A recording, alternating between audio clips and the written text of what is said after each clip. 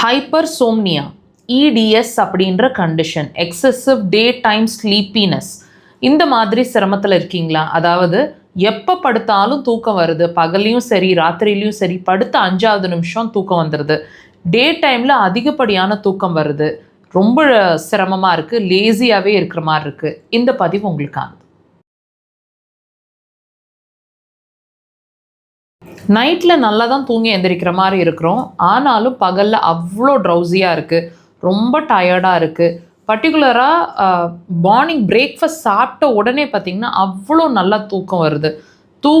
கண்ணை மூடி படுத்திருக்கணும்னாவது தோணுது, ஒரு ஃப்ரெஷ்ஷாகவே இல்லை, நல்ல ஒரு டீப் ஸ்லீப் இருக்குது. மார்னிங் நைட்டை விட பகலில் அவ்வளோ நல்லா தூக்கம் வருது, எந்த ஒர்க்கையுமே கான்சென்ட்ரேட் பண்ண முடியல. இந்த மாதிரி ஒரு ஃபீலிங்கில் இருக்கீங்க, இந்த மாதிரி ஒரு சிரமத்தில் இருக்கீங்கன்னா இதுவும் ஒரு ஆரோக்கிய குறைபாடுன்னு உங்களுக்கு தெரியுமா? ஆமாங்க, அதுதான் உண்மை. ஒவ்வொரு உடல் ரீதியான உபாதைகளும், நீங்கள் சொல்லிட்டு இருக்கக்கூடிய ஒவ்வொரு உபாதைகளும் வியாதி இல்லை, வியாதியோட அறிகுறி. அந்த வகையில் இந்த அதிகப்படியான தூக்கம் அப்படிங்கிற ஒரு விஷயமும் உங்களோட ஒரு வியாதியோட அறிகுறி. நீங்கள் நல்லா வாட்ச் பண்ணி பாருங்கள்.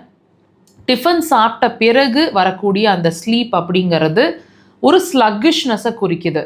இதோட என்னென்ன பிரச்சனைகள் சேர்ந்தாப்பில் இருக்கும் அப்படின்னா, டெஃபினட்டாக ஒரு கான்சன்ட்ரேஷன் மிஸ் ஆகும். என்ன விஷயம் பண்ணிகிட்டு இருந்தோம் அப்படிங்கிறத உங்களால் ஒரு ப்ராப்பரான ஒரு அலைன்மெண்ட்டையோ ஒரு கான்சன்ட்ரேஷனோ பண்ண முடியாது. ஸ்வீட் கிரேவிங்ஸ் அதிகமாக இருக்கும், இனிப்பு அதிகமாக விரும்புகிறவங்களா இருப்பீங்க. சாப்பிட்றீங்க இல்லை அப்படிங்கிறத தாண்டி அதிகமாக இனிப்பாக விரும்புகிறவங்களா இருப்பீங்க இப்போ சமீபமாக. அது மட்டும் இல்லை, ஒபீஸ் ஆகிற மாதிரி, அதாவது உடல் எடை அதிகமாக இருக்கிற மாதிரியோ அதிகமாகிற மாதிரியோ குறையிற மாதிரியோ சட்டுன்னு குறையிற மாதிரியோ ஒரு நிலை இருக்கும். பெண்களாக இருந்தீங்கன்னா மென்சஸ் சைக்கிளில் கண்டிப்பாக பிரச்சனை இருக்குங்க. அதிகமான ஃப்ளோ, குறைவான ஃப்ளோ, 5 நாளுக்கு மேலே ஆகுது, 10 நாள் ஆகுது, அல்லது ஒரு நாள் தான் ஆகுது, சரியாகவே ஆக மாட்டேங்குது, மாதம் ஆக மாட்டேங்குது, மாதத்தில் அந்த டேட்ஸ் கரெக்டாக ஆக மாட்டேங்குது, இந்த மாதிரி விஷயங்கள் இருக்கும்.